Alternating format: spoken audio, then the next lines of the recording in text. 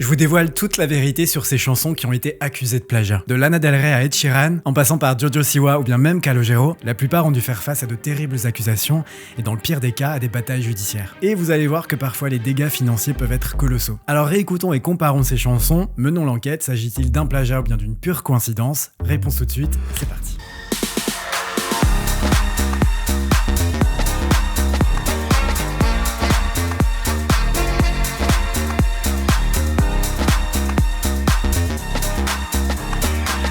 Bonjour à tous, c'est Popslay, je suis ravi de vous retrouver dans une nouvelle vidéo. Aujourd'hui, on va donc se parler de tous ces tubes pop qui ont été accusés de plagiat et dont les artistes ont parfois dû faire face à la justice. Toutes les histoires que je vais vous raconter aujourd'hui sont absolument dingues. Elles ont créé des tollés médiatiques qui ont secoué l'industrie musicale, mais aussi la vie des artistes. Car de telles accusations, ça peut bien évidemment ternir l'image de l'artiste, mais aussi lui coûter très cher. On va donc réécouter ces chansons, on va les comparer et voir quelle a été la finalité de ces accusations qui ont parfois coûté des milliers, voire des millions d'euros. Et on commence tout de suite avec le premier round qui est l'une des controverses les plus médiatisées dans l'histoire de la musique française des années 2000. Il s'agit de Calogero et de sa chanson Si seulement je pouvais lui manquer, qui est pour moi un bijou, je la trouve sublime cette chanson. En 2005, la chanson avait d'ailleurs été élue chanson originale de l'année aux Victoires de la musique, et pourtant Si seulement je pouvais lui manquer a été accusée de plagiat il y a quelques années. Je vous raconte l'histoire. Cette bataille judiciaire a opposé Calogero à Laurent Ferriol, qui est un ingénieur du son des Landes, qui avait monté un groupe qui s'appelle Les Années Boom. Et en 2014, ce dernier l'attaque pour plagiat, puisqu'il affirme que la mélodie de Si seulement je pouvais lui manquer, sortie en 2004 ayant connu un grand succès en France, ressemblerait beaucoup à celle de sa composition intitulée Les chansons d'artistes qui, elle, est parue en 2001. Eh bien, réécoutons et comparons ces deux chansons. Aussi vrai que de loin je lui parle, j'apprends tout seul à faire mes armes. Aussi vrai que j'arrête pas d'y penser, si seulement je pouvais lui manquer. Chante des chansons d'artistes que l'on aime et que l'on admire, et qui ont laissé dans nos cœurs de brefs instants de bonheur. Bon, bien que les couplets n'aient absolument rien à voir, on ne peut pas nier la ressemblance qui existe entre les deux refrains. Néanmoins, il y a une question qui peut se poser, c'est comment Calogero aurait-il pu connaître cette chanson? Alors évidemment, je ne dis pas que c'est impossible, et encore moins pour dénigrer l'artiste et sa chanson. Alors maintenant, s'agit-il réellement d'un plagiat ou bien d'une pure coïncidence? Eh bien, c'est à la justice d'en décider, car Laurent Ferriol a porté l'affaire devant les tribunaux, réclamant une reconnaissance de la violation de ses droits d'auteur ainsi que des dommages et intérêts. Des experts ont même étudié les deux chansons avant d'affirmer, je cite, que les refrains des deux œuvres présentent d'importantes similitudes, de l'ordre de 63% de notes communes. C'est beaucoup. Le tribunal avait également considéré que Si seulement je pouvais lui manquer ne reprenait que 15% de la composition totale des chansons d'artistes. Donc comme je vous disais, c'est vrai que c'est une affaire qui a été très médiatisée en France et ce fut un coup dur pour Calogero. Un article du Figaro relatait ceci, je cite, « Condamné en première instance, Calogero avait fait appel de la décision évoquant un combat pour l'honneur. Néanmoins, Calogero va perdre cette bataille et sera condamné à verser, selon les estimations, 80 000 € de dommages et intérêts. » L'artiste avait pris la parole à ce sujet en tenant à rappeler dans un long message que chacune des notes qui compose ses mélodies depuis qu'il a 16 ans sort tout directement de ses tripes et de son cœur. Dites-moi ce que vous pensez de cette affaire dans les commentaires si selon vous il s'agit réellement d'un plagiat.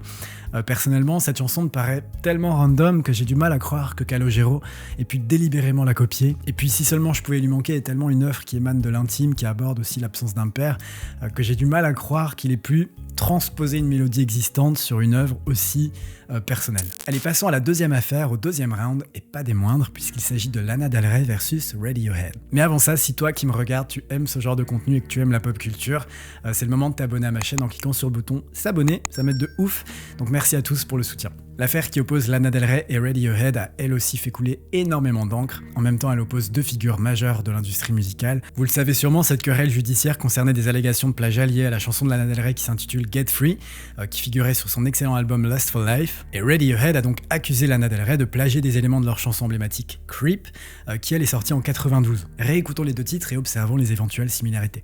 Finally, I'm crossing the threshold from the ordinary world to the reveal of my heart. When you were here before, couldn't look you in the eye. You're just like an angel. Your skin makes me cry. This is my commitment, my modern manifesto. But I'm a creep. I'm a weirdo. Forcément, lorsque nous avons le contexte, on a tendance à orienter son oreille vers des choses qui pourraient nous paraître parallèles et similaires. Mais à vrai dire, avant que l'affaire n'éclate, je n'avais jamais constaté d'éventuelles ressemblances entre ces deux chansons que j'ai pourtant bien poncées. Pourtant, je dois admettre qu'il existe une progression d'accords assez proche, ce qui n'est pas rare dans la musique après tout, puisque beaucoup de chansons ont des progressions similaires, sans pour autant délibérément plagier un titre tierce. À l'époque, le scandale éclate lorsque Lana Del Rey révèle sur Twitter que Radiohead estimait que Get Free avait été inspiré par Creep et que le groupe souhaitait obtenir 100% des droits d'édition. Une proposition pour le moins frontale. Elle en aurait proposé 40% pour tenter de clôturer l'affaire à l'amiable, mais selon elle, Radiohead insistait sur le fait d'avoir 100% des royalties. Elle a également mentionné que leur avocat était très insistant et que par extension l'affaire allait être traitée devant les tribunaux. Bref, le temps passe et lors d'un concert, Lana Del Rey avait dit à ses fans que Get Free pourrait potentiellement être retiré de son album Lost for Life en raison de ces accusations. Néanmoins, chez le camp adverse, la version des faits diffère pas mal, puisque l'éditeur musical de Radiohead a clarifié qu'il n'avait pas intenté de procès contre Lana Del Rey et que Radiohead n'avait jamais demandé 100% des droits d'édition de Get Free. Ils auraient seulement souhaité que ces similitudes musicales dans les couplets soient reconnues au bénéfice des auteurs de Creep, ce qui reste assez flou dit comme ça. C'est finalement en 2018 que Lana Del Rey confirme lors d'une de ses performances à Lollapalooza que le différend juridique avait été résolu, annonçant qu'elle pouvait désormais interpréter sa chanson quand elle le souhaitait. On imagine alors que tout s'est résolu à l'amiable, et ce de manière confidentielle. Au final, c'est une situation qui pour beaucoup a semblé très ironique, dans le sens où Radiohead avait eux-mêmes été accusés de plagiat pour cette même chanson, Creep. En effet, celle-ci ressemble étrangement à la chanson The Air That I Breathe des Hollies, composée par Albert Hammond et Mike Hazelwood dans les années 70. Écoutez. I could make a wish. I think I'd pass. When you were here before, couldn't look you in the eye. Dans ce cas présent, Radiohead avait finalement conclu un arrangement financier avec Hammond et Hazelwood, qui sont désormais reconnus comme co-auteurs de Creep. Maintenant, à vous de me dire ce que vous pensez de cette affaire dans les commentaires. Pensez-vous que Lana Del Rey aurait pu délibérément piocher dans cette chanson pour composer la sienne ?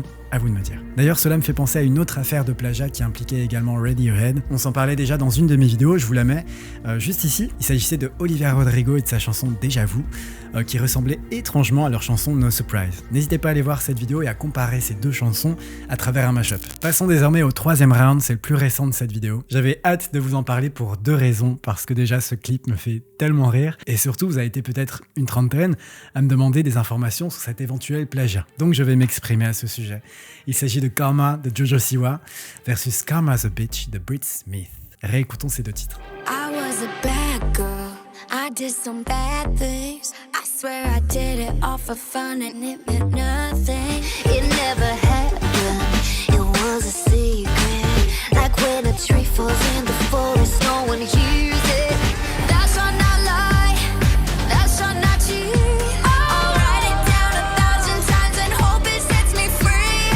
Karma's a bitch, I should've known better. If I had a wish, I would've never messed around. When I saw the pics of you and her, I felt the night twist. Karma's a bitch, and she's with you right now. Dans ce cas-là, il est un peu différent parce que vous l'avez compris, il s'agit de la même chanson. Je vous explique les faits. Jojo Siwa a été récemment au cœur d'une controverse depuis la sortie de son titre Karma. Certains l'accusent d'avoir plagié ce titre de Britt Smith qu'il avait enregistré au début des années 2010 et également de prétendre, à tort, qu'elle en serait l'auteur. À vrai dire, pour sa défense, je ne crois pas qu'elle ait affirmé délibérément avoir écrit cette chanson. Non, elle a juste dit avoir eu l'ambition de créer un nouveau genre de musique. I wanted to start a new genre of music. And they said, what do you mean? And I said, well, it's called gay pop. À vrai dire, je ne sais pas ce qui est pire, mais finalement, je commence à plutôt bien aimer cette chanson. Surtout la version de Britt Smith, on y reviendra. En réalité, Jojo Siwa n'est pas mentionnée dans les crédits d'écriture de la chanson, elle en est seulement l'interprète. On retrouve toutefois 3 autres personnes créditées comme auteurs, Desmond Child, Antonina Armato et Tim James. Antonina Armato et Tim James sont plus connus sous le nom de Rock Mafia. Ils ont donc écrit cette chanson avec le célèbre compositeur Desmond Child. A noter que Rock Mafia a composé des chansons pour Miley Cyrus dans le passé, y compris Can't Be Tamed, qui avait marqué un tournant dans sa carrière en termes d'image. Can't be saved, I can't be changed, I can't be saved. Et cette chanson, Karma, était probablement supposée être un titre destiné à Miley Cyrus, intitulé Karma's a Bitch. D'ailleurs, je pense sincèrement qu'elle aurait été incroyable sur ce titre. Écoutez cette version IA.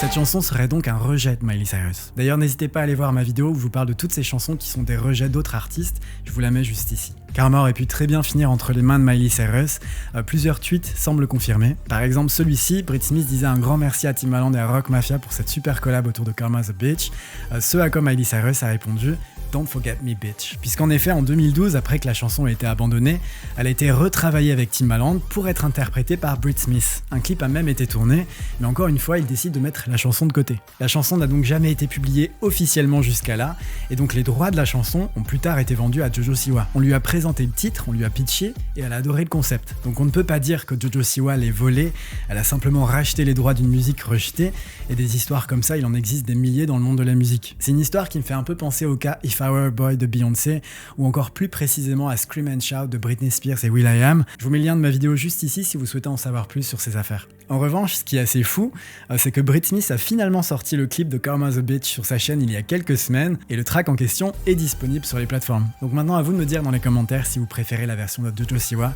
ou la version de Brit Smith. Passons désormais au 4e round, qui est je pense l'une des batailles judiciaires les plus médiatisées de l'histoire de la musique. Celle-ci oppose Ed Sheeran avec Thinking Out Loud et Marvin Gaye et son titre Let's Get It On. Vous avez très certainement dû entendre parler de cette histoire, je vous redonne un peu de contexte. Les héritiers d'Edward Townsend, le co-auteur et coproducteur de Marvin Gaye sur Let's Get It On, ont poursuivi Ed Sheeran pour plagiat, affirmant qu'il avait repris des éléments clés de leur classique sorti en 73. Allez, mettons-nous dans une ambiance très love et comparons ces deux chansons. Darling, I will be loving you till we're 70. And baby, my heart could still fall less hard at 23. Let's get it on, sugar. Let's get it on. Ooh, we're all sensitive people with so much to give. 'Cause honey, your soul could never grow.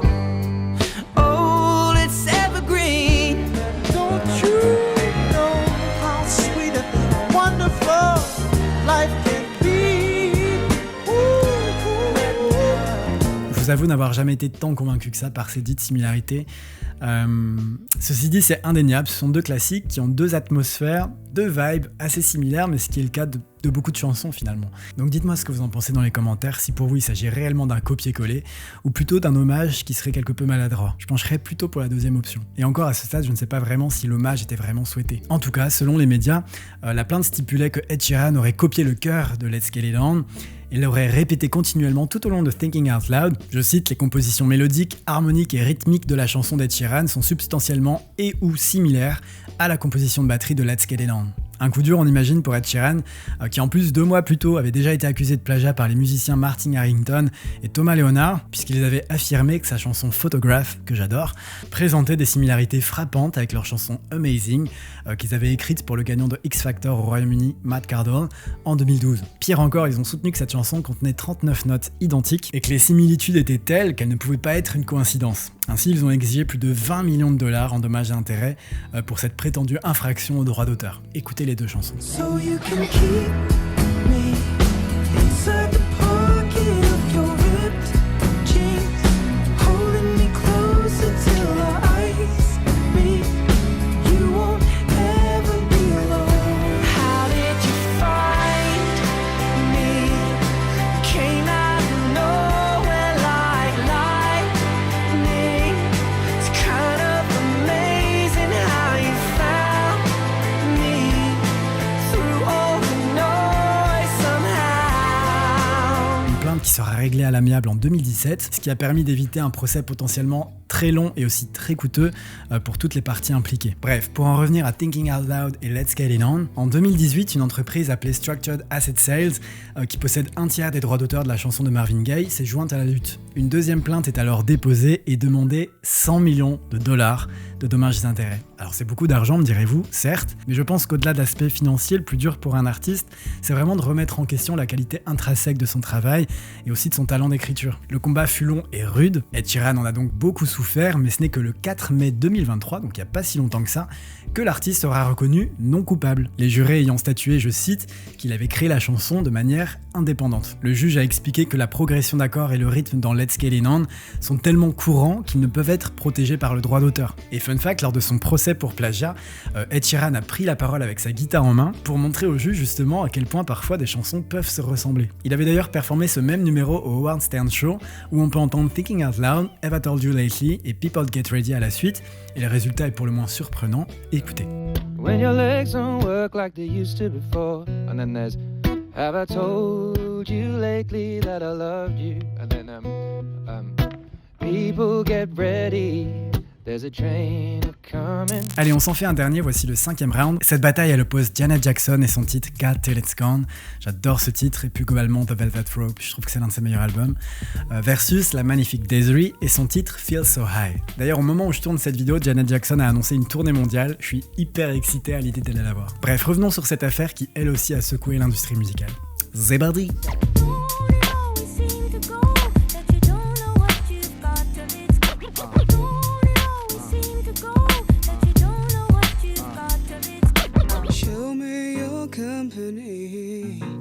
Come and tell me who you be. I'll try and take things easy.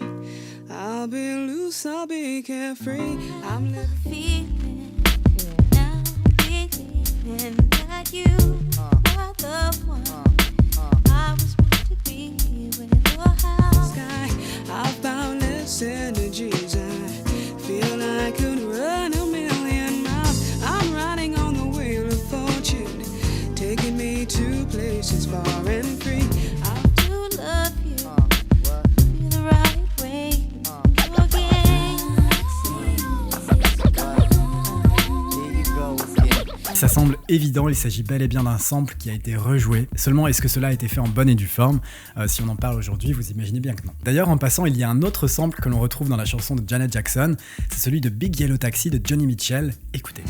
don't it always seem to go that you don't know what you've got till it's gone. They paved paradise, put up a parking lot. Janet Jackson l'aurait d'ailleurs contacté personnellement afin d'obtenir la permission d'utiliser l'échantillon. Et ce, malgré l'avis de son entourage et de ses équipes qui trouvaient ça juste inutile. Je la cite, tout le monde disait que c'était impossible, mais je devais l'entendre de sa propre bouche, alors je l'ai appelée, je lui ai demandé d'écouter avant de prendre une décision, et elle a fini par accepter. Toutefois, plus tard, beaucoup se rendent compte que God Till It's Gone contenait également des éléments de Feel So High de Desiree qui est sorti en 91. Et contrairement à Johnny Mitchell, Desiree n'avait quant à elle pas été créditée sur la chanson, ce que je trouve assez surprenant. Après tout, pourquoi Janet Jackson aurait-elle pris le temps de considérer et de contacter Johnny Mitchell personnellement, sans faire de même pour Desiree ? Desiree finira donc par intenter une action en justice contre Janet Jackson pour plagiat. Et en juillet 98, elle a obtenu un règlement à l'amiable, lui accordant 25% des royalties de la chanson, soit environ 2 millions de livres sterling selon plusieurs médias. Desiree avait affirmé que son but n'était pas tant d'obtenir de l'argent, mais plutôt de faire reconnaître avant tout que son œuvre avait été utilisée sans le crédit qui va avec. Et ce ne sera d'ailleurs pas la seule fois où Desiree se retrouvera dans une bataille juridique, puisqu'elle avait accusé Beyoncé de plagiat pour avoir repris sa chanson I'm Kissing You, renommée Still in Love Kissing You sur B-Day. Écoutez. kissing you.